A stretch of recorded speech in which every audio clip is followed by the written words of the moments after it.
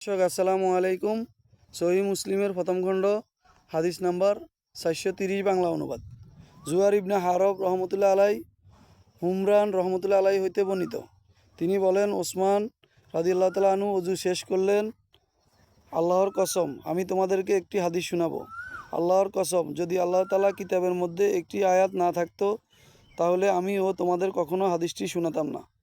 রাসূল সাল্লাল্লাহু আলাইহি সাল্লামকে বলতে শুনেছি যে, কোনো ব্যক্তি অজু করে এবং উত্তম রূপে অজু করে, অর্থাৎ ভালোভাবে অজুর স্থানগুলো ভিজায়, তারপর সালাত আদায় করে, তখন তার সলাতের পূর্ববর্তী সলাতের মধ্যে সকল গুনাহ মাফ করে দেওয়া হয়।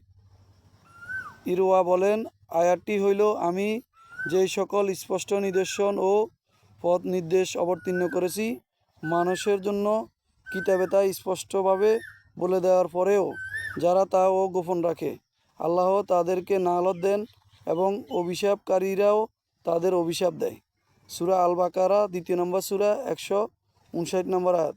হাদিসটি ইসলামী ফাউন্ডেশনের 433 ও ইসলামী সেন্টারের প্রথম খণ্ডে 449 রয়েছে।